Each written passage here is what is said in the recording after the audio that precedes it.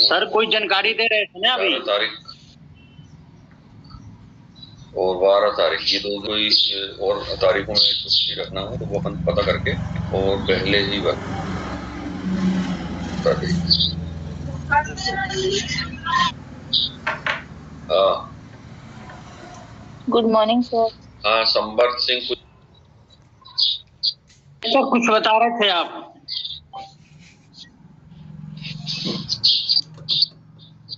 Good morning Purnima Devi. Gupta ji आप कुछ पूछ रहे हैं? Vishesh Gupta ji. Yes sir. Sir एक पेशेंट हाँ बोलो। डायबिटीज है, उसका 490 आ रहा है सर, और वो स्टूल में जाता है सर फ्रेश होने, तो उसका स्मेलिंग बहुत ज्यादा आता है। इसका सिम्टम क्या उसमें है? क्या शुगर? वो हाँ हाँ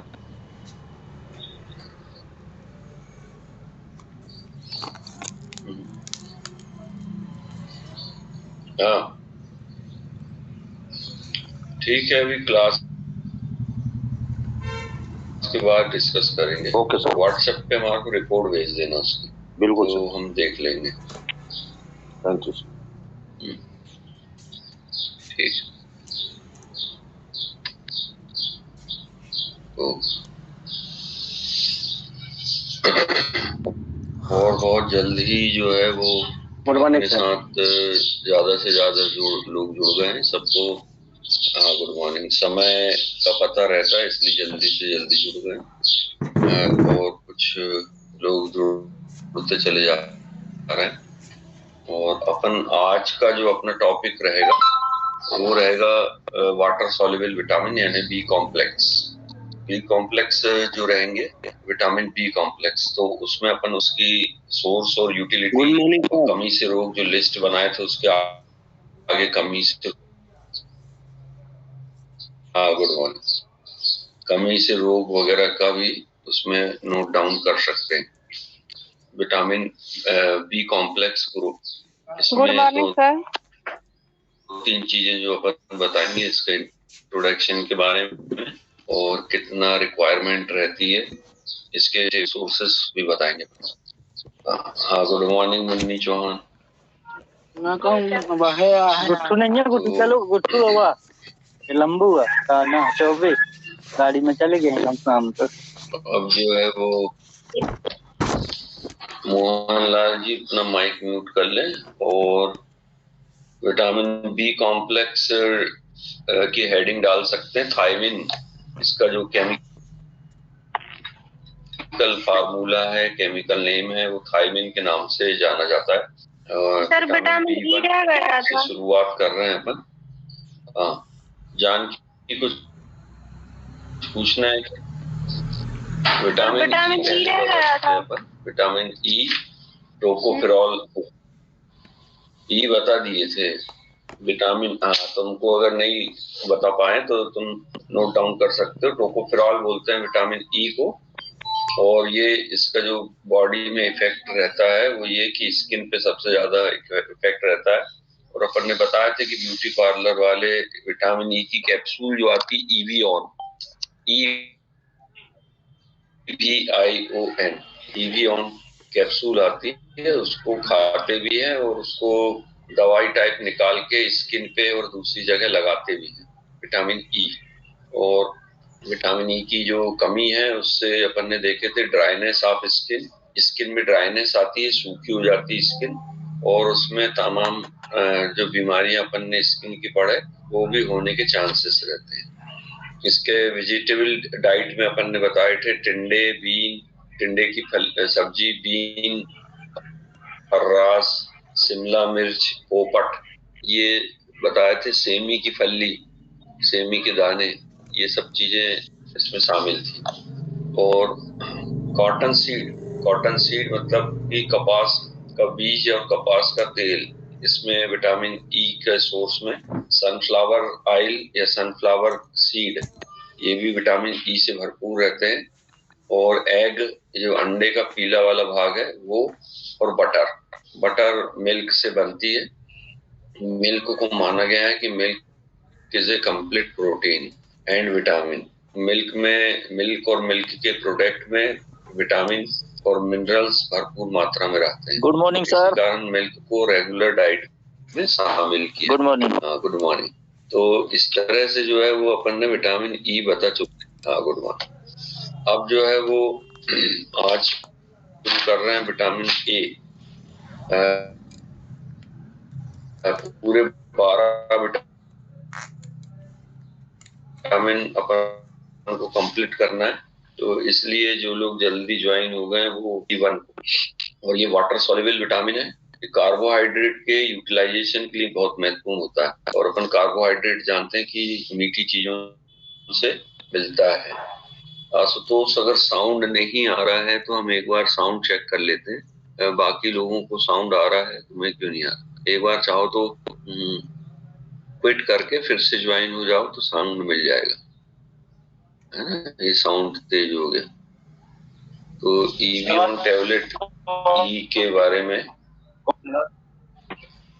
अब ये विटामिन, हाँ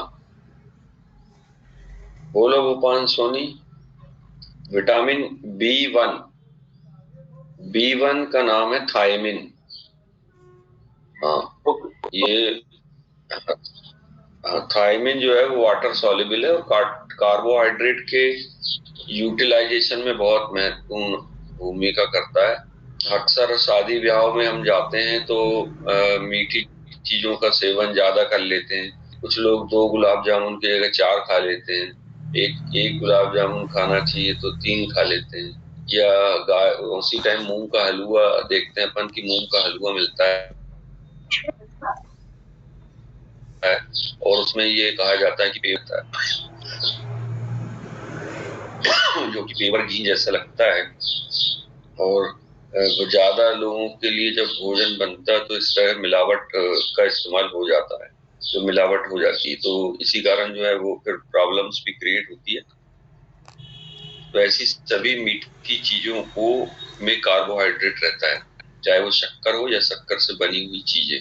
ऐसे कार्बोहाइड्रेट को पचाने के लिए या यूटिलाइजेशन करने के लिए थायमिन की आवश्यकता होती है। और सबसे पहले अपन देखते हैं इसके बीमारी से इसकी कमी से कौन से रोग होते हैं। जो लोग लिस्ट में लिखना चाहते हैं तो वो लिख सकते हैं, 2-3 रोग है इसके। और जो वैसे ही लिख रहे हैं तो वो लिख सकते हैं। पहली बीमारी है इसकी beriberi, BERI, beriberi. ये बीमारी 3 रूपों में देखने को मिलती है। पहली रहती है ड्राई बेरी बेरी, यानी सूखी बेरी बेरी कहलाती है। Spelling BERI। सर कौन सी विटामिन के बारे में बोल रहे हैं? इसमें विटामिन B1 की कमी, विटामिन B1 थायमिन B1 है गोपाल जी। जी सर। तो इससे बीमारी बेरी बेरी, हाँ, इसमें जो ड्राई बेरी बेरी रहती है इसमें इसके कमी के कारण पेरिफेरल न्यूराइटिस होने लगता है। पेरिफेरल न्यूराइटिस का मतलब होता है कि पेशेंट कंप्लेंट करेगा कि उसके हाथ में झुनझुनी आती है, उंगलियों में बहुत ज्यादा झुनझुनी आती, सुन्नपन रहता है। ठंड में तो सभी को आती है मगर उसको साल भर रहती है। पैरों की उंगलियों में और तलुए में झुनझुनी आती है और सेंसलेस हो जाते हैं। कोई चीज वो जो है वो ऐसा हाथ में पकड़ता है तो अपने आप गिर जाता है क्योंकि वहां पर सेंस नहीं रहते। तो ये ड्राई बेरी बेरी में इस तरह की कंप्लेंट रहती है जो कि विटामिन B1 यानी थायमिन के कारण हो जाती है। दूसरी बीमारी है वेट बेरी बेरी, वेट यानी गीली बेरी बेरी। इसमें हार्ट की जो इम्प्रूवमेंट इनलार्जमेंट हो जाता है। विटामिन B1 की अगर कमी रहे, यानी कि 3 टाइप अपन ने बताया। पहली ड्राई बेरी बेरी में हाथ सुन्न हो जाएंगे, दूसरी गीली वाली बेरी बेरी में हार्ट का इनलार्जमेंट हो जाता है। इनलार्जमेंट ऑफ हार्ट को अपन कहते हैं कार्डियोमेगाली। कार्डियोमेगाली का मतलब हार्ट का आकार बढ़ जाना। तीसरी रहती है इन्फेंटल बेरी बेरी, यानी बच्चों में होने वाली। इसमें ज्यादातर फीडिंग बेबी सफर करते हैं और मदर को पेरिफेरल न्यूरोपैथी डेवलप हो जाती है। तो मदर के मिल्क जैसे जैसे बच्चा पीता है तो मदर को विटामिन B1 की कमी होने लग जाती है और बच्चों को वो विटामिन B1 चला जाता है। ऐसे में उनको जो है वो पेरिफेरल न्यूराइटिस होता है। लैक्टेटिंग मदर मतलब दूध पिलाने वाली या स्तनपान करने वाली माताओं को पेरिफेरल न्यूराइटिस अगर होगा तो वो बच्चों के मिल्क फीडिंग की वजह से। इसलिए अपन जो सोर्स बताएंगे तो विटामिन B1 के जो सोर्स रहेंगे उसमें ज्यादा से ज्यादा प्रेग्नेंट फीमेल या जो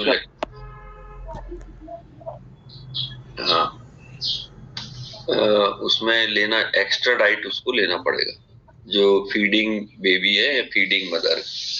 तो वो देखते हैं अपन अब सोर्स। ये 3 टाइप जो हमने बताया उसको चाहो तो हम रिपीट कर देते हैं। विटामिन B1 की कमी से होती है बेरी नामक बीमारी। ये 3 रूपों में रहती है। ड्राई बेरी, इसमें हाथ पैर सुन्न हो जाते हैं। तीसरी रहती है गीली बेरी, जिसमें कि हार्ट का एनलार्जमेंट हो जाता है या मॉइस्ट बेरी कहलाती है। और तीसरी इन्फेंटल बेरी यानी बच्चों के कारण जो बेरी होती है, उसमें जो है मदर का मिल्क जब भी बच्चा फीड करता है तो उसको अगर विटामिन B1 मिल रहा है तो ठीक है, नहीं तो वो कंप्लेंट जो मदर को है या बच्चे को है, वो दोनों को कंप्लेंट आने लगेगी। वो है पेरिफेरल न्यूराइटिस, जिसमें हाथ पैर सुन्न होंगे और ग्रिपिंग पावर खत्म हो जाएगा। अब इसके अपन सोर्स देखते हैं कि कौन कौन से ऐसी भोजन में जिसमें ये विटामिन B मिल सकता है। तो लगभग सभी अनाजों में विटामिन B रहता है, जैसे गेहूं चना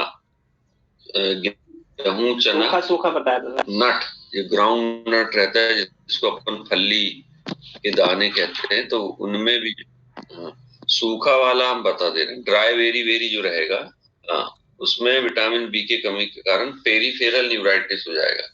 पेरिफेरल न्यूराइटिस का मतलब होता है हाथ और पैर के तलुओं में उसको सुन्नपन लगेगा, झुनझुनी आएगी और ग्रिपिंग पावर खत्म हो जाएगा। कोई भी चीज ऐसा पकड़ेगा वो हाथ से और उसके बाद वो चीज जो है वो अचानक गिर जाएगी बिना उसके नॉलेज में कि वो गिर गई। तो इस तरह की जो बीमारी रहती है वो बेरी कहलाती है। और भी इसमें बहुत सारे सिम्टम्स आते हैं जो अपन बेरी नामक बीमारी में अलग से पढ़ सकते हैं। सर एक क्वेश्चन करना चाहते हैं। हाँ सर, जैसे घुटने में मतलब जो प्लेट होती है, घुटने में जो प्लेट होती है तो घिस क्यों जाती, किस कमी से घिस जाती है? चलते भी नहीं बनता उसमें। कैल्शियम और फास्फोरस, और इसके अलावा जो मिनरल्स अपन पढ़ेंगे, कैल्शियम और फास्फोरस की कमी से होती है और पेशेंट को अनेबल टू वॉक, उसको चलते भी नहीं बनता। और वो प्लेट नहीं रहती, वो कहलाती है कटोरी, जिसको अपन पटेला बोलते हैं। पटेला PATELA, पटेला बोल कैल्शियम और फास्फोरस की कमी होती है। ठीक है। मिनरल्स में जब आएंगे तो उसमें भी अपन बताएंगे। गेहूं, चना, दालें, oil seed, oil. Sir good morning sir. Sir मैं एक्चुअली अभी सर मैंने क्लास ज्वाइन करा है, तो अगर सर आपने जो भी पढ़ाया होगा तो बता देंगे, अगर प्लीज एक बार रिपीट कर देंगे तो। ये कंप्लीट होने के बाद रिपीट करेंगे सक्सेना जी। अभी विटामिन B1 ही चल रहा है। अच्छा, B1 ही चल रहा है, जिसकी कमी से जो है वो अपन ने बेरी रोग होता है ये बताएं बस। और उसके अब सोर्स अपन बता रहे हैं कि कौन से सोर्स। सोर्स अपन जिसमें कि अपन को विटामिन B मिलता है, सोर्स पे आ गए हैं। तो सोर्स में अपन ने पहले देखे हैं गेहूं, चना और दालें। सभी प्रकार की जो दाल रहेगी, पल्स बोलते हैं अपन, वो उनमें विटामिन B रहेगा। और ऑयल सीड यानी ऐसे बीज जिनसे हम तेल निकाल सकते हैं। तो 2-4 जो हमको मालूम है वो है मूंगफली का दाना, उसके तेल निकालते हैं। अलसी है, जगनी है, और भी जो बीज हैं उसके तेल जिनसे निकलता है। अपन सोयाबीन तेल भी खाते हैं। तो ऐसे सभी में विटामिन B1 की मात्रा प्रचुर मात्रा में रहती है। थायमिन की, नट जो है वो ग्राउंड नट, जिसको मूंगफली कहते हैं। और इसके अलावा जो लोग नॉनवेज पसंद करते हैं तो उनमें मीट, फिश और एग, इनमें भी विटामिन B1 या थायमिन की मात्रा रहती है। तो एक ही प्रकार के भोजन में कई चीजें शामिल रहती हैं। ऐसा ना समझें कि उसमें भी बता दिए थे, इसमें भी बता दिए थे। तो ये भोजन में जो है वो बहुत सारी चीजें शामिल रहती है। तो ये विटामिन B1 कंप्लीट हो गया अपना।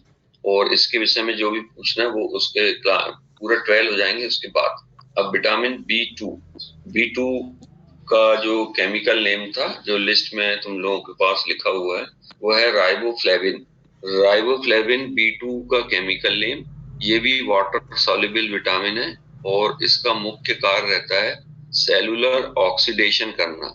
सेलुलर ऑक्सीडेशन का मतलब होता है सेल जो रहते हैं कोशा, उन कोशा को ऑक्सीजन देने का काम इसी का रहता है। तो ये ऑक्सीजन देता है उसको प्रॉपर मात्रा में, ताकि सेल की ग्रोथ हो सके। सेल ग्रोथ तब करते हैं जब उनको ऑक्सीजन मिलती है, तो वो ऑक्सीडेनेशन ऑफ द सेल्स। अब इसकी जो कमी है उससे अपन रोग देखते हैं कि इसकी कमी, इसका मतलब थोड़ी बहुत मात्रा भी चला जाए बॉडी में तो बहुत काम करती है। तो कमी से रोग में पहला एंगुलर स्टोमेटाइटिस। पहली बीमारी एंगुलर स्टोमेटाइटिस, ANGULAR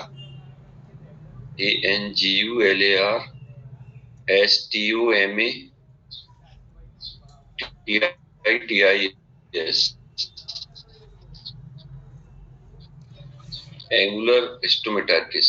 इसकी कमी से छोटे बच्चों में ओंठ के किनारे फटने लगते हैं। ये ओंठ के जो किनारे हैं ये छोटे बच्चों में फटने लगते हैं, वो कहलाता है एंगुलर स्टोमेटाइटिस। एंगुलर का मतलब होता है जो एंगल बनता है ऊपर वाले ओंठ और नीचे वाले ओंठ को मिलाने के लिए, जो एंगुलर एंगल बनता है, वहां पे होने वाला स्टोमेटाइटिस का मतलब मुंह आ जाना या मुंह में छाले हो जाना। तो उसको मुंह में छाले की बजाय किनारों में जो है वो ब्रेक होने लगता है, फटने लगता है, वो कहलाता है एंगुलर मेटाइटिस, स्टोमेटाइटिस। सेकंड चीलोसिस, CHEILOSIS,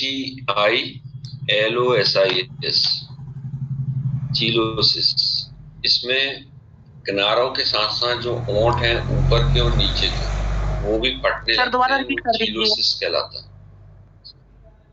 हाँ, कौन सा विटामिन?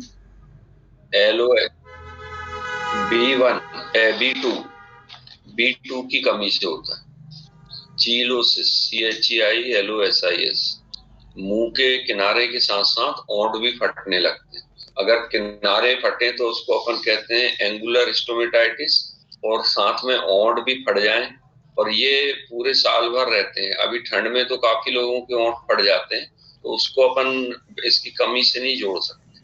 पर ऐसे व्यक्ति जिनको साल भर ओंठ भी फटते हैं और किनारे भी फटते हैं, वो कहलाते हैं चीलोसिस।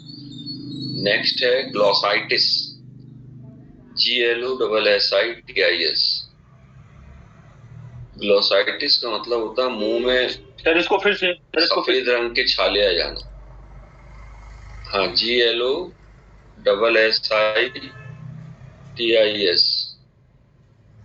ग्लोसाइटिस। ग्लोसाइटिस का मतलब होता है मुंह में छाले आ जाना, व्हाइट कलर के। अंदर छाले के पेशेंट बहुत सारे आते हैं, तो डॉक्टर जो है वो विटामिन B कैप्सूल देते हैं। बैकनेक है, B का सूल है, तो वो इसलिए जो है वो उसकी कमी के कारण पूर्ति के लिए दिया जाता है B का सूल कैप्सूल छालों के लिए। तो ग्लोसाइटिस तीसरी हो गई। चौथी बीमारी, चौथी और आखिरी, nasolabial dyssebacia, NESOLABIAL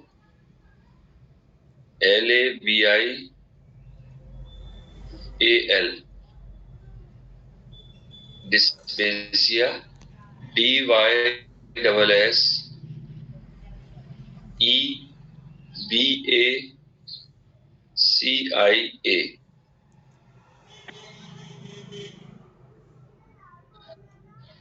DYSS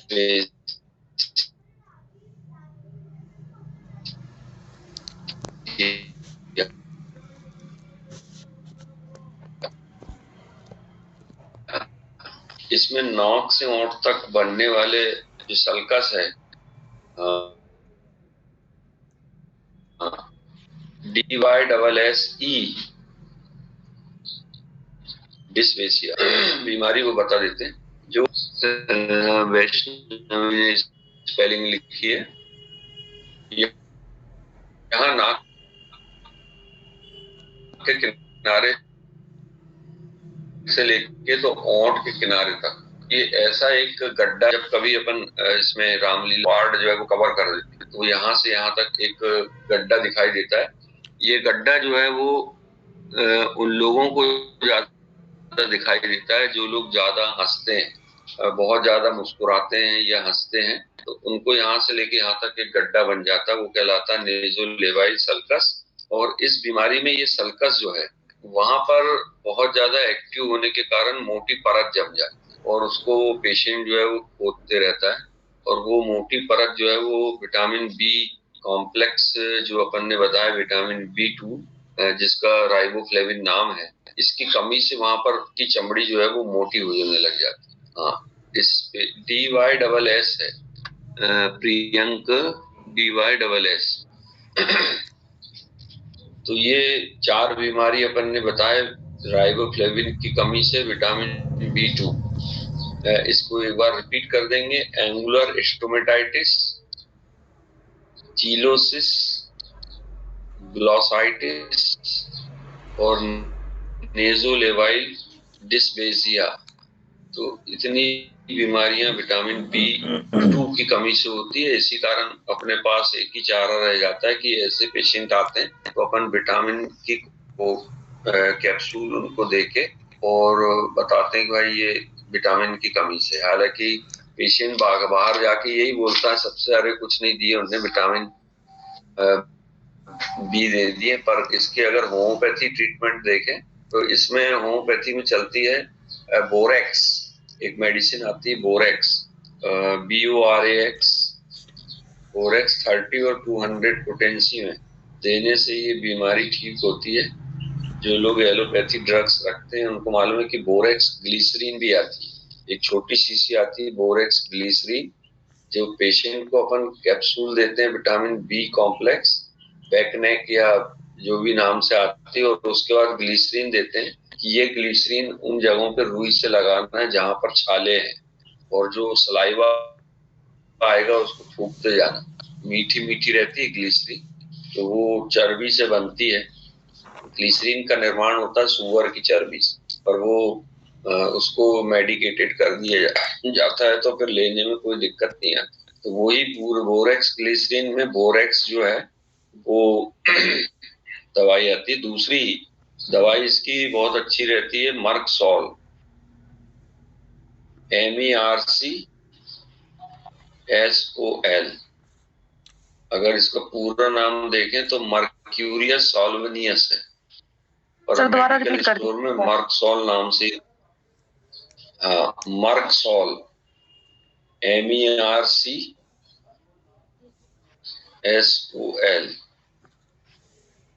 Merc sol.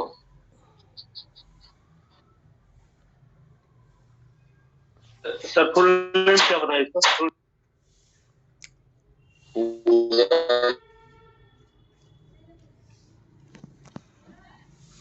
नाम है इसका मर्क्यूरियस साल्वोनियस, 30 और 200 पोटेंसी में देते हैं। अब बढ़ रहे हैं ना, तो इसमें ये आ गई है तो बहुत अच्छी दवाई है, इसी कारण इसको अपन बता देते हैं। अब आता है विटामिन। सर जी दूसरी बीमारी का नाम का स्पेलिंग एक बार क्लियर कर दीजिए। दूसरी बीमारी का नाम का स्पेलिंग एक बार क्लियर कर दीजिए। हाँ, दूसरी, हाँ ग्लॉसाइटिस, चीलोसिस, CHEILOSIS,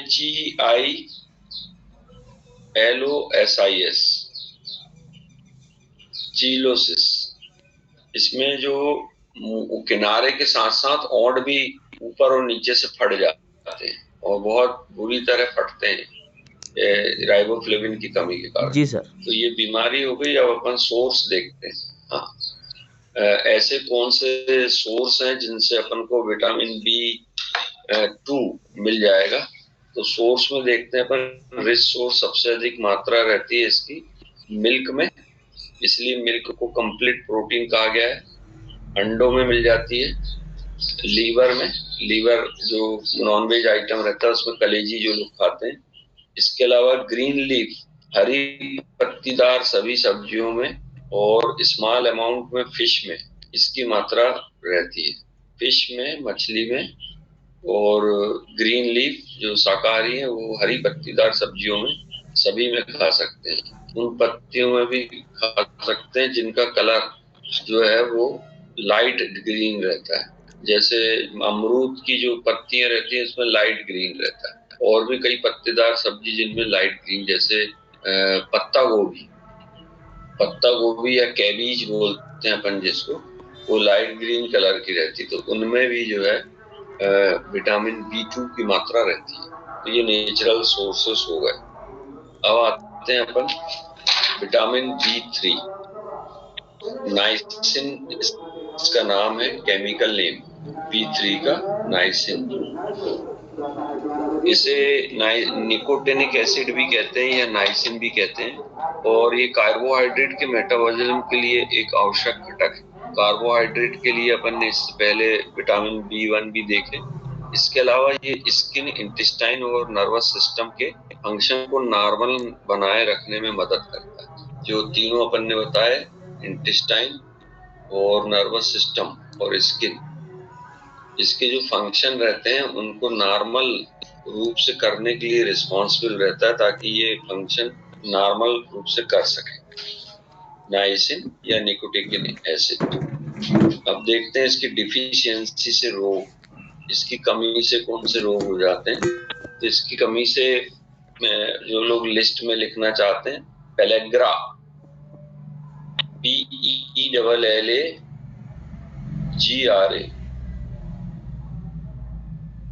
पेलेग्रा, जो आगरा की स्पेलिंग है उसमें PELL जोड़ देते हैं। पेलेग्रा नामक बीमारी होती है जिसमें डायरिया, डर्मेटाइटिस और डिमनेजिया शामिल है। पेलेग्रा बीमारी में पेशेंट को डायरिया की कंप्लेंट रहती है और वो एक दिन में 2-2, 3-3 बार जाता है, और कई बार वो रूटीनली समझता है कि शायद उसकी जो है वो इसी तरह की टेंडेंसी है, जैसे नॉर्मल ह्यूमन को एक बार सुबह और एक बार शाम को, और कुछ लोग अगर जो उनकी डाइट कम रहती है वो एक ही बार सुबह मोशन पास करते हैं। परंतु पेलेग्रा से पीड़ित व्यक्ति 3 या 4 बार मोशन पास करता है, परंतु वो डिहाइड्रेट नहीं होता, क्योंकि क्वांटिटी ऑफ स्टूल उसकी कम ही नहीं जाती है, पर उसको इंटेस्टाइन के मूवमेंट के कारण फीलिंग ऐसी होती है कि उसको जाना चाहिए, और थोड़ा बहुत भी खाता है वो तो इंटेस्टाइन पचा के उसको रेक्टम में भेज देती है, क्योंकि इंटेस्टाइन की जो है वो मूवमेंट ज्यादा हो जाता है। दूसरा रहता है डर्मेटाइटिस। डर्मेटाइटिस मतलब जो स्किन है, छोटे लाल धब्बे आ जाएंगे, सूजन आ जाएगी, वो कहलाती है डर्मेटाइटिस। तीसरा डिमनेजिया। डिमनेजिया का मतलब होता है डिप्रेशन। पेशेंट जो है वो, उसको हमेशा ऐसा लगता है कि वो मैं यहाँ बैठूंगा तो कोई भी उठा देगा मेरे को, अगर मैं कहीं शादी ब्याह में जाऊंगा तो कोई भी भगा देगा। तो इस प्रकार से डिमनेजिया उसके मन में घर कर जाता है। वो किसी से बात करने में हिचकिचाता है, और स्कूल की पढ़ाई भी इसी कारण उसको छोड़ना पड़ता, क्योंकि वो टीचर को या अपने साथ वालों को फेस नहीं कर पाता। फेसिंग पावर होना चाहिए कि फेस करके और उसको वो फेस करे, है ना। जस्ट मिनट, बोलो हम क्लास ले रहे हैं, उसके बाद फोन करते हैं। हाँ, तो ये डिमनेशिया की कंप्लेंट जो है वो डिप्रेशन से अलग रहती है। डिमनेशिया जो है वो कंप्लेंट होती है, जबकि डिप्रेशन वाला जो मरीज है वो इतना डिप्रेस रहता है कि घर के बाहर भी नहीं निकलता। घर बाहर इतना बाहर नहीं निकलता कि उसको सनलाइट और विटामिन डी की कमी होने लगती है और एनीमिया तक हो जाता है डिप्रेशन वाले। पर डिमनेशिया वाला पेशेंट ऐसा नहीं रहता। डिमनेशिया वाला पेशेंट सबके साथ चलेगा, नौकरी भी करेगा, परंतु किसी हाई पर्सनालिटी से बोलने में जो है वो घबराएगा। ये बीमारी पेलेग्रा के अंतर्गत आती है। इसके अलावा शरीर के उन भागों में को काला डायरेक्ट सनलाइट के एक्सपोज में आते हैं, जैसे back of hand, leg, face and neck. और कई लोगों को देखे होंगे कि यहाँ काला पन आ जाता है, यहाँ सिर में काला आ जाता है। पेलेग्रा बीमारी के सिम्टम रहते हैं और ये स्किन में यहाँ काला आ जाता है। ये नाइसिन की कमी से ही हो जाता है, जो डायरेक्ट सनलाइट के एक्सपोज में आते हैं, यानी जहां जहां धूप ज्यादा लगती है। अगर मान लो उसने मास्क नहीं पहना है, कोई चश्मा नहीं पहना है, चश्मा नहीं पहना तो आंखों के आसपास काला आ जाएगा, माथे पे काला आ जाएगा। टोपी नहीं पहना है तो कालापन आ जाएगा, हेलमेट नहीं पहना है तो कालापन आ जाएगा। तो ऐसे सनलाइट का बार बार अगर उपयोग हो रहा है, उसके शरीर में एक्सपोज हो रहा है और वो विटामिन डी की कमी से भी जो है वो जूझ रहा है, तब ऐसी नाइसिन की कमी से भी जूझ रहा है, तो इसको इस तरह की कंप्लेंट आएगी जो कहलाएगी पेलेग्रा नामक बीमारी। तो ये कमी से ये रोग होते हैं। अब अपन देखते हैं कि नाइसिन को अपन कैसे प्राप्त कर सकते हैं। सोर्स इसका मुख्य जो सोर्स है वो लेग्यूमिनोसी ग्रुप के पौधों में पाया जाता है। लेग्यूमिनोसी जो बॉटनिकल नेम है लेग्यूमिनोसी, और लेग्यूमिनोसी ग्रुप के पौधे वो होते हैं जो हर्ब्स कहलाते हैं, जो 1 या 1.5 फीट से ज्यादा नहीं बढ़ते। और वो पौधे हैं जैसे पालक, मेथी, और भी जितनी सब्जी आती, चौलाई की भाजी, में उसकी बथुआ की भाजी, और ज्यादा से ज्यादा भाजियों को आप लोग जानते हैं, तो वो उनमें और दाने, परंतु जिनके पौधे बड़े बड़े रहते हैं इसलिए ये नाइसिन जो है वो फलों में ज्यादा नहीं रहता। फल के जितने भी पेड़ रहते हैं वो बड़े बड़े होते हैं, चाहे संतरा हो, एप्पल हो, ठीक है ना, इनके पेड़ बड़े बड़े रहते हैं। ड्राई फ्रूट में भी नाइसिन नहीं मिलता, परंतु ये हर्ब्स में मिलता है। जिन पौधों की हाइट कम रहती है उनमें ये ज्यादा मात्रा में पाया जाता है, और वो पौधों को लेग्यूमिनोसी ग्रुप में रखा गया है। ककड़ी में भी इसकी मात्रा रहती है। इसके अलावा नॉन वेजिटेरियन में जो पोल्ट्री है, पोल्ट्री में बहुत ज्यादा रहती है। पोल्ट्री अपन चिकन को कहते हैं, मुर्गे मछली, मुर्गे जहाँ मुर्गे मुर्गी जहाँ पर पलते हैं पोल्ट्री कहलाती है, तो उसमें सबसे ज्यादा नाइसिन की मात्रा पाई जाती है। ये विटामिन B3, B2 और B1 ये तीनों कंप्लीट हुए। इसके बाद देखते हैं अपन B4, B5, ये दोनों के दोनों विटामिन जिनके अपन ने केमिकल नेम अलग अलग लिखे थे। Vitamin B4 adenine, vitamin B5 pantothenic acid, इनकी अल्प मात्रा ही जो है वो काम में आती है, और इनकी कमी से किसी प्रकार के ज्यादा रोग होने की संभावना नहीं रहती। तो इसलिए कहा गया कि utilization of vitamin B4 and B5 is doubtful. मतलब ऐसा नहीं रहता कि इसको बीमारी हो ही जाए किसी को, ये डाउटफुल रहते हैं कि भाई इनकी बीमारी ज्यादा नहीं होती। हेलो सर, मेरा नेट थोड़ा स्लो है तो अलावा हाँ बोलो। ठीक है सर, मेरा नेट आज थोड़ा स्लो चल रहा है तो B3 सुनाई नहीं दिया बराबर, थोड़ा सा रिपीट कर दीजिए। विटामिन B3, फिर ऐसे में अपन पूरे विटामिन कैसे कंप्लीट करेंगे। विटामिन B3 सर रिकॉर्डिंग है ना, कहते हैं इसकी कमी से पेलेग्रा नामक बीमारी होती है। पेलेग्रा, जिसमें कि डायरिया, डर्मेटाइटिस और डिमनेशिया नामक कंप्लेंट आती है। जबकि इसको अगर अपन सोर्स देखे खाने पीने, तो लेग्यूमिनोसी ग्रुप के पौधे जो रहते हैं, जो छोटे रहते हैं, तो वो देते हैं, और बाकी पोल्ट्री या चिकन से भी इसको प्राप्त कर सकते हैं। बाकी नोट्स जो है वो बुक अपन ले लेंगे तो फिर वो उसमें सभी मिल जाएंगे। अब जो अपन बता रहे थे विटामिन B4 और B5, एडिनाइन और पेंटाथोनिक एसिड, तो इनके बारे में डाउटफुल रहता है कि ये कोई ज्यादा फंक्शन को क्रिएट नहीं करते, इसी कारण इसकी स्टडी नहीं करेंगे। अपन आएंगे डायरेक्ट विटामिन B6, क्योंकि B6 का काफी रोल रहता है, जिसको कहते हैं अपन पायरोडॉक्सिन। तो नेक्स्ट विटामिन हैगा विटामिन B6 पायरोडॉक्सिन। इस विटामिन का main function amino acid fat and carbohydrate तीनों का मेटाबॉलिज्म करना है।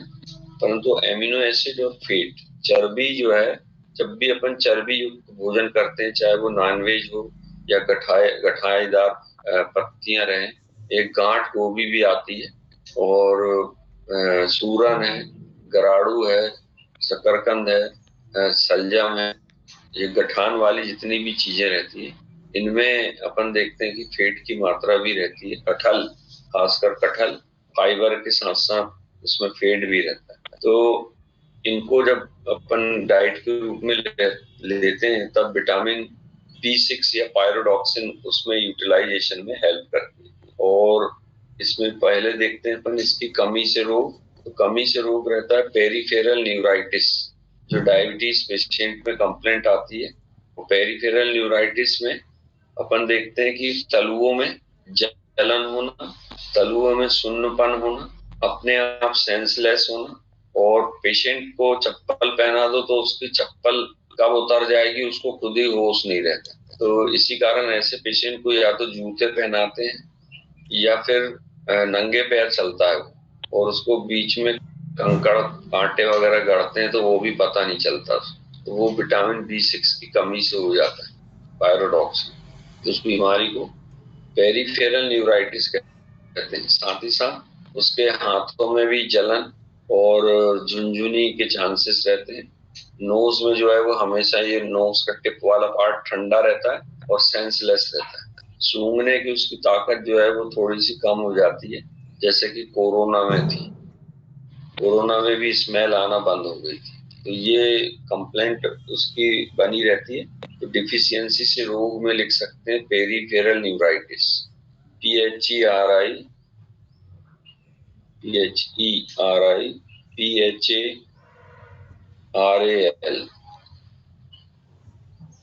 Neuritis NEURITIS, perineuritis, peripheral neuritis, ये इसकी कमी से रोग होता है। और इसका सोर्स देखते हैं। इसका सोर्स मुख्य जो है पायरोडॉक्सिन का, वो ग्रीन कलर के दाने वाली सब्जियां, जैसे सेम के बीज और मटर के बीज। मटर में भी पायरोडॉक्सिन बहुत ज्यादा मात्रा में रहता है। पी, अभी मटर का सीजन आने वाला ठंड में, तो मटर के दाने, सेम के दाने, राजमा, इनमें जो है वो सोर्स पायरोडॉक्सिन के हैं।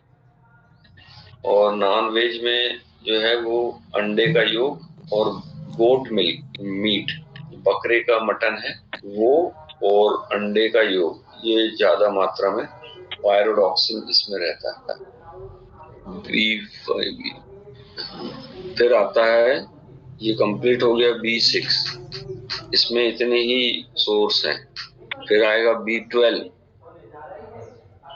विटामिन B12, ये है साइनोकोबाल एमीन। विटामिन B12 का मुख्य फंक्शन स्टमक को एब्जॉर्बिशन क्षमता बढ़ा देता है। स्टमक यानी आमाशय को बोलते हैं अपन, कुछ लोग उसको मैदा बोलते हैं, अपन नहीं बोलेंगे। B7 नहीं पढ़ेंगे? हाँ, ये हाँ बता रहे हैं। B6 के बाद B7 biotin, B8 pantothenic acid, B9 folic acid, B10 amino benzoic acid और B11 सिलिसिलिक एसिड।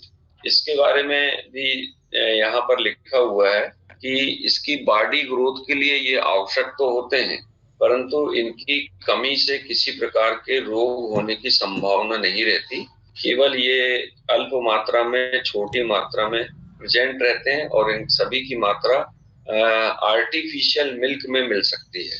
वैकल्पिक व्यवस्था के लिए अपन जो है वो देते हैं, और आर्टिफिशियल जिसको अपन नकली दूध, नकली तो नहीं कहते, मगर जैसे मान लो कि जन्म के बाद किसी माता को मिल्क नहीं निकल रहा है तो उसके लिए अपन गाय का दूध देते हैं या फिर पाउडर का दूध देते हैं। तो ये पाउडर का दूध और दूसरे जो आर्टिफिशियल भोजन आते हैं उनमें ये मात्रा इसकी रहती है।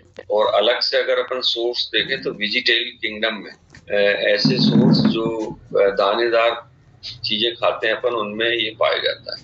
बाकी गोट मिल्क मीट में रहता है ये बाकी चीजें, तो इसलिए इसमें दिया है कि lesser amount of the B7, B8, 9, 10 and 11 is necessary to the body growth. तो इसी कारण उसको उन्होंने हाईलाइट नहीं किया, सीधा B12 पे आए हैं, जिसको अपन साइनोकोबालामिन कहते हैं। ठीक है रामू जी। हाँ, अब अपन B12 देखते हैं। B12 का मुख्य फंक्शन है स्टोमक की एब्जॉर्प्शन कैपेसिटी को बढ़ाना। स्टोमक जिसको अपन अमाशय बोलते हैं, भोजन जब करते हैं तो भोजन की थैली स्टोमक कहलाती है, और उस स्टोमक की थैली में ये रहता है कि उसमें भोजन एब्जॉर्ब्स होना चाहिए, और उसी की एपिथेलियल या म्यूकोजा में ये साइनोकोबालामिन रहता है, जो कि उसके भोजन की एब्जॉर्प्शन क्षमता को बढ़ा देता है। इसकी कमी से अपन अगर देखें तो इसमें मेगालोब्लास्टिक एनीमिया या पर्नीशियस एनीमिया होने के चांसेस रहते हैं। इसकी कमी से लिख सकते हैं दोनों रोग, हम स्पेलिंग सही बता देते हैं जो लोग लिस्ट में लिख रहे हैं। पहला है megaloblastic anaemia,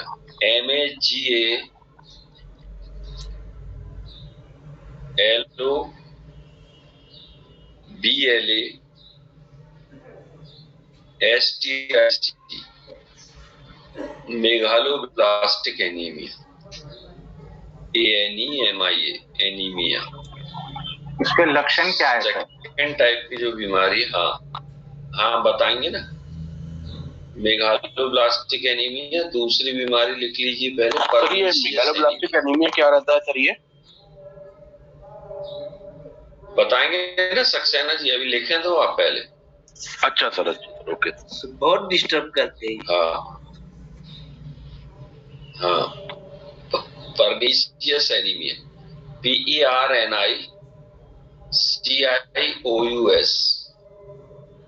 pernicious anaemia. Sir दोबारा रिपीट कर दीजिए। तो एनीमिया, हाँ, मेगालोब्लास्टिक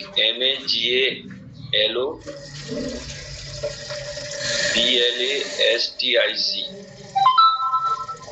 मेगालोब्लास्टिक एनीमिया, और pernicious anaemia PERNICIOUS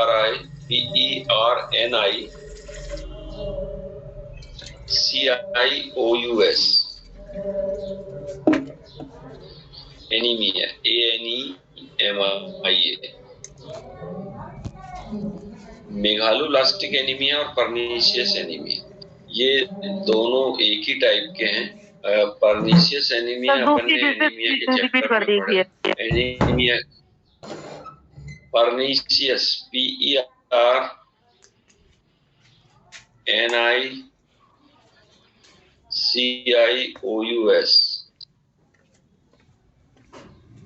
pernicious anaemia. Pernicious anaemia के चैप्टर में अपन ने बहुत अच्छे से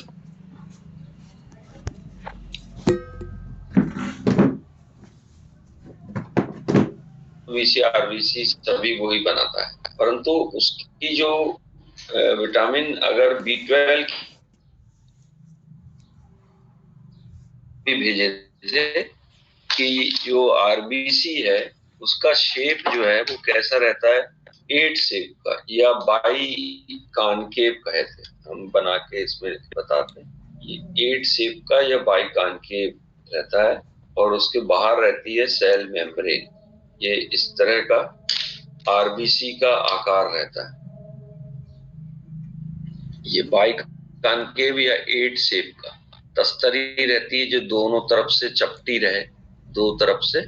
अब अगर मान लो ये विटामिन B12 की कमी हो जाए तो यही जो शेप है एनीमिया का, इसका RBC का, वो नीचे वाले शेप का हो जाएगा, मतलब कि उसका शेप और साइज बढ़ जाएगा।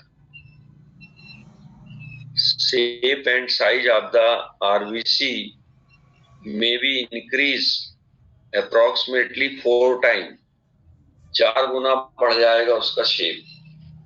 तो उसका शेप और साइज बढ़ेगा तो ऐसे में जब भी वो स्प्लीन के पास जाएगा, अपन जानते हैं कि आरबीसी की उम्र 120 दिन होती है, 120 days is the age of RBC. और जब वो स्प्लीन में या तिल्ली में जाएगा तो वहां पर वो तिल्ली उसको चेक करती है और हमेशा उसको जो है वो छोटे वाले शेप का आरबीसी मिला है, परंतु यदि मान लो बोन मैरो बड़े शेप का आरबीसी बना रहा है तो वो उसको माइक्रो ऑर्गेनिज्म समझ के और उसको खा जाती है। खाने से क्या होता है कि फिर उसको एनीमिया हो जाता है, खून की कमी होने लग जाती है, वो कहलाता है मेगालोब्लास्टिक एनीमिया। साथ ही साथ ये और अलग अलग शेप एंड साइज के आरबीसी को भी बनाना शुरू कर देती है। तो ये हीमोलाइटिक डिसीज है जो साइनोकोबालामिन की कमी के कारण होती है, विटामिन B12 के कारण, और इसी नाम से इसका सिरप भी आता है और बाकी सोर्स हम बता रहे हैं। तो ये मेगालोब्लास्टिक एनीमिया सिरप का नाम क्या है? ऐसे में पेशेंट को जो है वो इसी नाम से आता है, साइनोकोबालामिन या विटामिन B12 के नाम से आता है सिरप, विटामिन B12। तो विटामिन सिरप के नाम से भी आता है, उसमें पूरे के पूरे B1 से B12 तक रहते हैं। अब अपन देखते हैं इसका सोर्स। मुख्य रूप से इसका सोर्स, इसका निर्माण कोलोन में प्रेजेंट बैक्टीरिया के द्वारा होता है। अपने जो इंटेस्टाइन की कोलोन रहती है, कोलोन में ड्यूडेनम, जुजुनम और स्मॉल इंटेस्टाइन जिसको इलियम कहते हैं अपन, ये तीनों आती है। तो वो कोलोन वहां तक, और नीचे कोलोनोग्राफी जो होती है रेक्टम के पास वाला एरिया, तो वो कोलोन में जो बैक्टीरिया रहते हैं वो बनाते हैं साइनोकोबालामिन, विटामिन B12। परंतु यदि भोजन में अगर अपन इन चीजों को ना ले तो वो बनाना बंद कर देते हैं, जैसे कि मिल्क और मिल्क से बने हुए पदार्थ, और मिल्क से बने हुए पदार्थ लगभग अपन को 5 तो मालूम ही है और बहुत सारे सोर्स होते हैं। जैसे पहला दूध, मिल्क, चाहे भैंस का हो या गाय का हो। मिल्क से बनता है घी, घी के अलावा मक्खन, चीज, बटर जिसको बोलते हैं, और श्रीखंड, और इसके दूध के पेड़े, और बहुत सारे आइटम जो दूध से बनाए जाते हैं मिठाई की दुकानों में, वो सभी में साइनोकोबालामिन की मात्रा रहती है जो मिल्क प्रोडक्ट रहते हैं। इसके अलावा ये नॉनवेज का जो आइटम रहते हैं उसमें किडनी और मीट, एग योक और अंडे के येलो कलर की जर्दी में भी पाया जाता है सोर्स के रूप में। और इसकी डेली रिक्वायरमेंट रहती है 1 माइक्रोग्राम, 1 माइक्रोग्राम इसको डेली लेना चाहिए, जो अलग अलग सोर्सेस से लिए जाते हैं। ठीक है, तो ये विटामिन B12 ये कंप्लीट हो गया। अब अपने पास जो 10 मिनट है उसमें अपन विटामिन C और कंप्लीट करेंगे, ताकि अपन विटामिन वाले से फ्री होके नेक्स्ट लेक्चर में मिनरल्स भी देखेंगे और क्वेश्चन के जवाब भी देंगे। पहले विटामिन C और कंप्लीट हो जाने दीजिए। एस्कॉर्बिक एसिड इसका नाम, ये एक वाटर सॉल्युबल विटामिन है। इसका मुख्य कार्य टिश्यू ऑक्सीडेशन से के साथ ही साथ क्लॉटिंग फैक्टर कोलेजन को बनाने में भी मदद करता है। कोलेजन मैट्रिक्स टिश्यू, बोन और कार्टिलेज को पक्का बनाने में मदद करते हैं। पक्का मतलब hardness of the cartilages. Cartilage अपन कहते हैं नरम हड्डी को, जैसे अपने कार्टिलेज प्रेजेंट रहती है कान में, anterior part of the knows, इसलिए सामने वाले पार्ट को अपन हिला सकते हैं नोज के, परंतु पीछे वाला पार्ट बना रहता है बोन से, इसलिए उसको अपन नहीं हिला सकते। तो entire half of the nose is formed by the cartilages as well as the both ear. और इसके अलावा अपनी बॉडी में कई जगह, जैसे कि यहाँ पसली के सामने रहती कार्टिलेज जो सांस लेने में मदद करती। फिर नाक से कान के बीच में एक नली रहती है जिसको अपन ऑडिटरी ट्यूब कहते हैं, वो भी कार्टिलेज से बनी रहती है। कान की जो हड्डी रहती है अंदर, वो भी आधी दूरी तक कार्टिलेज से बनी होती है। तो ये जो नरम हड्डी है, इनमें कोलेजन फाइबर्स का उपयोग करके, और जब भी कभी ब्लीडिंग होती है तो ब्लीडिंग में जल्दी से जल्दी क्लॉटिंग टाइम को कंप्लीट करती है। ब्लीडिंग टाइम और क्लॉटिंग टाइम बिल्कुल मेंटेन रहना चाहिए सेकंड में, कि 15 सेकंड में ब्लड जम जाना चाहिए, 10 सेकंड में ब्लीडिंग हो जाना चाहिए, और जल्दी हो तो ज्यादा अच्छा है। एनी हाउ जैसे 4 सेकंड में या 8 सेकंड में प्रिक करने के बाद तुरंत निकल जाना चाहिए, तो वो ब्लीडिंग टाइम। और अगर अपन ने उसको खुला छोड़ दिए तो जितनी देर में वो क्लॉट होगा वो कहलाता है क्लॉटिंग टाइम। तो विटामिन सी क्लॉटिंग टाइम को बढ़ाती है। VTCT भी बोलते हैं इसको, श्यामल कांत जी। तो VTCT में ये क्लॉटिंग टाइम बढ़ना चाहिए, नहीं तो किसी की भी अगर कहीं से भी ब्लीडिंग हो गई तो वो ब्लीडिंग रुकती नहीं। ये काम एस्कॉर्बिक एसिड का रहता है। इसी कारण इसकी कमी से जो होने वाले रोग हैं वो स्कर्वी जो बीमारी रहती है वो विटामिन सी की कमी से होती है। इसमें पेशेंट के मसूड़े और दांतों से उस समय ब्लड निकल आता है जब वो ब्रश कर रहे होते हैं। क्या बोल रहे वर्षा?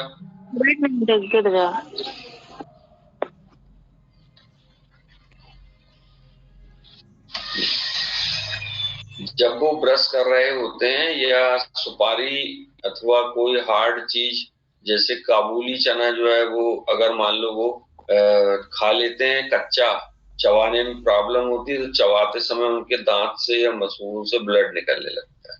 ब्रश करते समय ब्लड निकलता है, उंगलियों से भी ब्रश करेंगे तो ब्लड निकलता है। एक तो ये कंप्लेंट रहती है उसकी स्कर्वी विटामिन सी की कमी से, और स्कर्वी कहते हैं उसको। दूसरा एपिस्टेक्सिस। हाँ, क्या बोल रहे हैं नीतू? सर मुंह में दुर्गंध किस कारण आने लगती है? वो पायरिया नामक बीमारी होती है जो विटामिन B12 या सी की कमी से नहीं होती। वो पायरिया एक अलग बीमारी रहती है, पायूरिया कहते हैं इसको, PYRRROHO, क्योंकि माउथ में जो जर्म्स रहते हैं वो पनपते हैं और अगर ओरल हाइजीन ठीक से नहीं करें तो उसमें से स्मेल आना शुरू हो जाती है। तो वो पायरिया अलग बीमारी रहती है जो एक बैक्टीरिया डिसीज के कारण भी आने लगती है। अलग से कभी नहीं, डायबिटीज पेशेंट को ज्यादा होती है पायरिया, क्योंकि उसको शुगर के कारण और कैल्शियम और फास्फोरस की कमी होती है, और उसके बाद जो है वहां पर दांत में बीच में जगह बन जाती है तो भोजन के कण जमा शुरू होने हो जाते हैं। तो जमा पेशेंट अगर रात को ब्रश करके नहीं सोता तो वो भोजन के कण फिर दुर्गंध युक्त होकर पायरिया नामक बीमारी कर देते हैं। तो वो एक अलग चीज है। अपन जो बता रहे थे इसमें दांत और मसूड़ों से ब्लीडिंग होती है। और एपिस्टेक्सिस मतलब नक्सीर फूटना, नाक से कभी कभी ब्लड आ जाता है, और नाक से ब्लड ज्यादातर गर्मी के दिनों में आता है, या हाई ब्लड प्रेशर बढ़ जाए, या मेंसेस बंद हो जाए किसी फीमेल में, एमिनोरिया हो तो उसको एपिस्टेक्सिस हो जाता है, या फिर इंजरी के कारण। कुछ लोग सर स्पेलिंग बोलिए सर। जब भी फ्री रहते हैं तो नाक में उंगली। हाँ जी सर, स्पेलिंग बोलिए। हाँ जी, स्पेलिंग बोलिए सर उसके। एपिस्टेक्सिस। हाँ, एपिस्टेक्सिस ई से शुरू है इसका, ईवियन जैसा अपन बताए थे। ISTAXIS।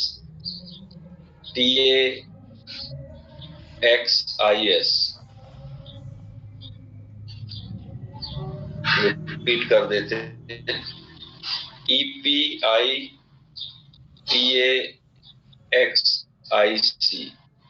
एपिस्टेक्सिस मीन्स नक्सीर फूटना।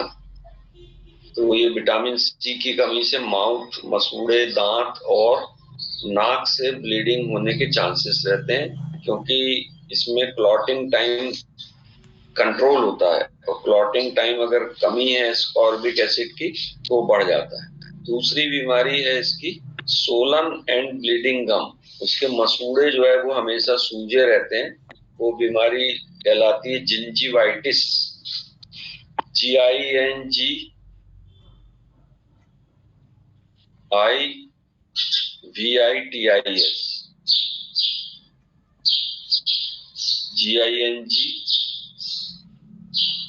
GINGVITIS। जिंजीवाइटिस का मतलब होता है मसूड़ों में सूजन, और मसूड़े जो है वो फूले हुए दिखाई देते हैं पेशेंट के। और कोई भी चीज वो हार्ड चीज खाता है तो उससे खाते नहीं बनता, इसलिए ज्यादातर लिक्विड डाइट ही लेता है। तो वो स्वेलिंग आ जाना और ब्लीडिंग होना। इसके अलावा तीसरी बीमारी डिलेड हीलिंग वुंड।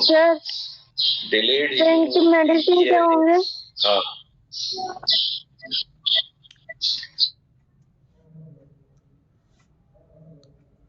मेडिसिन नहीं, इसके अपन अभी से अपन इसके बारे में पढ़ रहे हैं। बाद में अगर जरूरत पड़ेगी तो अपन मेडिसिन बता सकेंगे आगे।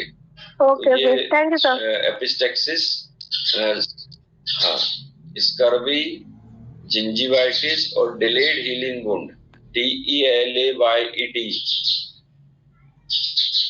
Healing HEALING। सर दोबारा रिपीट कर दीजिए। Wound DELAYED HEALING, wound WOUND, wound यानी घाव। तो कोई भी घाव जो है इसको बहुत देर से भरेगा जब भी कभी विटामिन सर मीनिंग द्वारा रिपीट कर दीजिए। अरे तुम लिखते क्यों नहीं जल्दी? DELAYED, delayed healing HEALING, WOUND, wound, wound यानी घाव। तो कोई भी घाव कोलेजन फाइबर्स की कमी के कारण देर से भरेगा, इस तरह की कंप्लेंट आएगी। अब इसका सोर्स अपन देखते हैं कि कौन सा सोर्स से इसको मिल सकता है। तो all citrus fresh fruit, all citrus CETRUS, सभी खट्टे फल, फ्रेश फ्रूट, ताजे फल जो खट्टे वाले रहते हैं उनसे सभी से विटामिन C मिलता है। जैसे कि आंवला, आंवला बोलते हैं, आंवला, ठीक है, मिर्ची, चिली, छोटी मिर्ची, संतरा, ऑरेंज, मौसम्बी, नींबू, ये खट्टे फल रहते हैं सभी। इमली, ठीक है, 5 फल बता दिए अपन ने, आंवला, आंवला, मिर्ची, संतरे, नींबू, मौसम्बी, ये इनमें सभी में विटामिन C रहता है। मिर्ची में भी होता है विटामिन C, तेज रहती है ना, वो बहुत ज्यादा, खट्टी भलाई ना हो परंतु तेज रहती है। उसको खाने के बाद आदमी सी करता है, मतलब विटामिन C, एस्कॉर्बिक एसिड। और इमली, और जो भी खट्टे फल आते हैं, बहुत सारे आते हैं, नाम आम नहीं मालूम उनको, इस तरह से त्रिकोण बना रहता है, उसको अपरस बोलते हैं या अमरस बोलते हैं, कुछ फल रहते हैं, तो वो सभी में। और अनानास में भी विटामिन C की मात्रा रहती है, वो भी खट्टा मीठा रहता है। तो इस तरह के सभी फलों में विटामिन C रहता है। इसमें से क्वेश्चन हो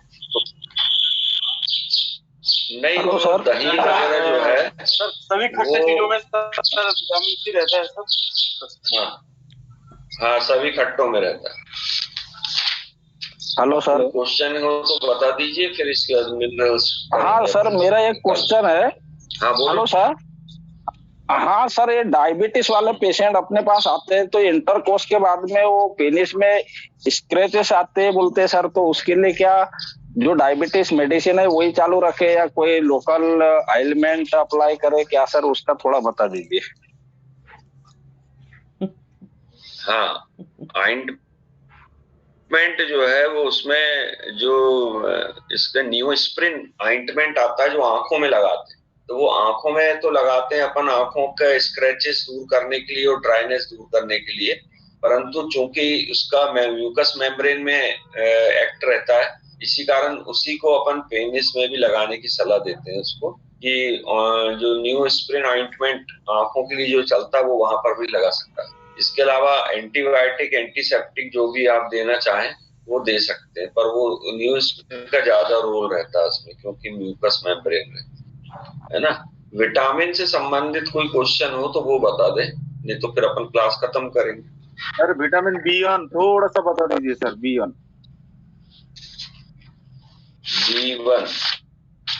B1 का जो नाम है वो है थायमिन, और इसका काम रहता है कार्बोहाइड्रेट का यूटिलाइजेशन करना, और इसकी कमी से बीमारी होती है बेरी बेरी, और वो 3 टाइप की होती है, dry beriberi, moist beriberi और इन्फेंटल बेरी बेरी, यानी लास्ट वाली बच्चों को होने वाली बेरी बेरी कहलाती है।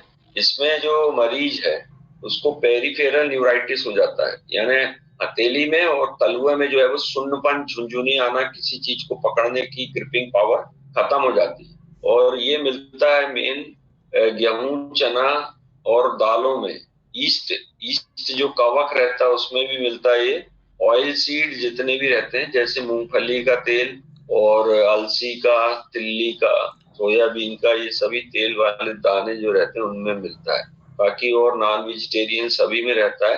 तो सभी फ्रूट्स में विटामिन B1 की मात्रा रहती है। ठीक है, ठीक है सर। विटामिन सी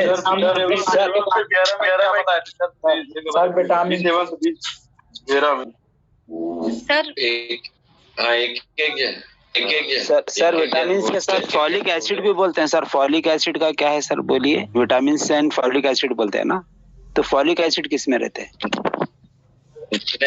वो फॉलिक एसिड अपन ने बताए थे विटामिन B9 जो है वो फॉलिक एसिड है, और वो फॉलिक एसिड में आयरन रहता है। और सर मेरा एक क्वेश्चन आयरन जो है वो पालक में मिलता है अपन। हाँ बोलो रजनी। सर ये मैं बोल रही हूँ कि जैसे सांस लेने में दिक्कत क्यों होती, कोई भी महक महसूस भी नहीं होती, कोई भी दुर्गंध समझ में नहीं आती है उसमें, ऐसा क्यों होता है? कौन सी कमी से होता है ऐसे? वो न्यूराइटिस ही रहती है। और कोरोना में जैसे अभी किसी को सुगंध नहीं आती थी, तो वो अपर रेस्पिरेटरी ट्रैक्ट के फेलियर की वजह से होता है। उसके लिए म्यूकस मेम्ब्रेन की जांच कराना पड़ता है कि सेंस कौन कौन से आ रहे हैं। तो जो म्यूकस मेम्ब्रेन में अपन ने बताए ये जो विटामिन B7, B6 है, तो ये B6 को दे सकते हैं पायरोडॉक्स, उसकी कमी से भी हो जाता है कई बार। नेक्स्ट सर विटामिन 7 से विटामिन 11 मतलब ऐसा क्या होता है सर? एक होता है सर अपने को जो विटामिन मल्टीविटामिन ले, तो सिर्फ भोजन में क्या लेना चाहिए? पूरा मल्टीविटामिन लेना है? मल्टीविटामिन अभी इतने सारी चीजें तो बताए अपन ने भोजन में, तो सभी प्रकार का, खासकर मिल्क जो रहता है, दूध को ले सकते हैं। हाँ मंसूरी बोलो। सर जैसे आपने बताया विटामिन सी की कमी से स्कर्वी रोग होता है, तो अगर सर ये स्कर्वी रोग फैमिली हिस्ट्री में रहे तो इसका क्या ट्रीटमेंट है? हाँ, उसको विटामिन सी की मात्रा वाले जो फ्रूट्स वगैरह तो खिलाएंगे, साथ ही साथ फिर उसका अपन सिम्टोमेटिक ट्रीटमेंट करते हैं। जो ब्लीडिंग वगैरह हो रही है तो उसमें सिग्मा क्रोम का इंजेक्शन देते हैं, और मसूरों में सूजन के लिए उसको एंटी इन्फ्लेमेटरी देते हैं। ये सब ट्रीटमेंट चालू रहता है। ठीक है सर। एसिडिटी और कल मिनरल्स पढ़ाएंगे। विटामिन 11 ये बुक जो है वो अपन ने बताए थे, इसकी बुक जो वहां पर है सेंटर में, वो लेके और कर सकते हैं ना। अब टाइम हो गया।